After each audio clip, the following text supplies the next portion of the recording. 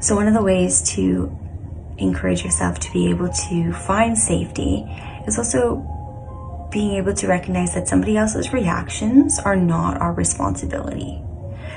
Sometimes people will say, especially if they know that they have that power over you and they want to try to get that energy from you, they will say things or try to put it on you. And it's up to you whether you take it or not. If you believe in yourself, then it doesn't matter what things they say. You can just see that they're hurting inside and they're spewing this because they're looking for some place to dump it, and maybe you've always been that place for them. But it's up to you whether you continue to allow it to happen. And at the same time too, keeping an open mind, because we're not perfect and there are things that we do that we, that hurt other people.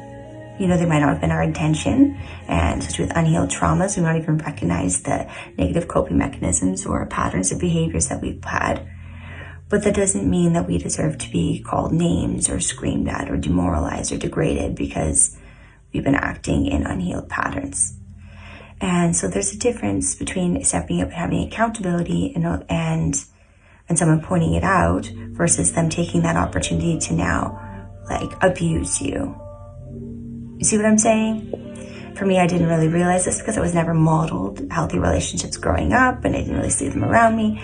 And because I carried so much shame, I believed everything was my fault. And then, if the other person was saying, well, whoa, you did this and this and this. And I was like, well, true, I did do that. So maybe it is as bad as you say it is. But then when I look back later on and look at it, sure, there were things that was true, but those other things were taken way out of context, way extreme, and I can see that they are laced with the other person's trauma. But in the moment, when you're triggered there and you're feeling traumatized, again, it's really hard to separate that. So I really encourage you to, in those moments when you're getting into a heated argument or you feel like someone's doing, you're not sure whether it's abusive or not, think to yourself whether that person would do it in public with other people around. Would they act like that? Would they say those things to you? Would they say them to anyone else?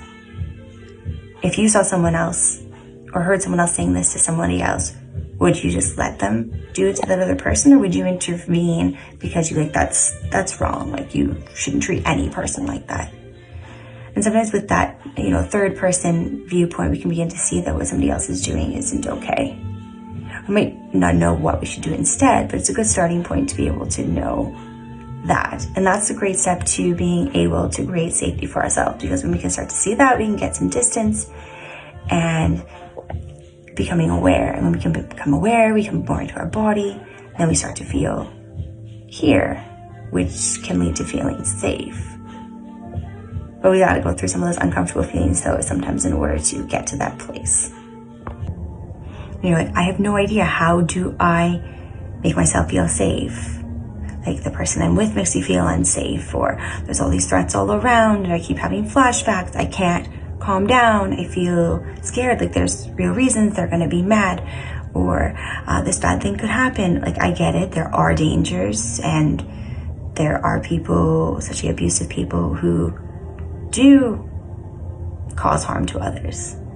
But it's our choice of whether we let those things actually make us feel unsafe or scared. When we see that other people's actions have a lot more to do about them than they do about us, this is an unknown quote, I'm not sure who the author is, that's when we learn grace.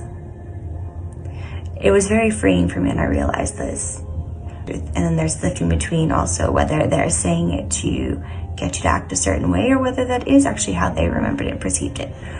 But validating them doesn't mean you have to invalidate yourself. And this is the fine line we walk when we are empaths or caring individuals, but also need to keep ourselves safe too.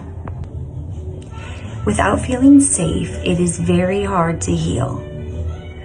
Because when we are not feeling safe, we cannot be in our bodies. And we can't calm all those systems that are required for us to thrive, to do well. So for example, being unsafe, you often feel traumatized. And in that state, memory function decreases, the gut function decreases, your capacity for stress decreases because you're already running ragged.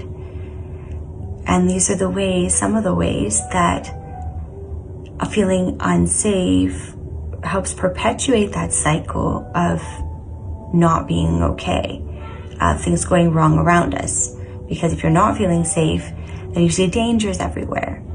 And when you're seeing dangers everywhere, it keeps you in that traumatized state, and then you just snowball. And then these things just keep happening all around. So sometimes we cannot leave the environment we're in that makes us feel unsafe, or everything makes us feel unsafe. And that's the importance of being able to create safety for ourselves.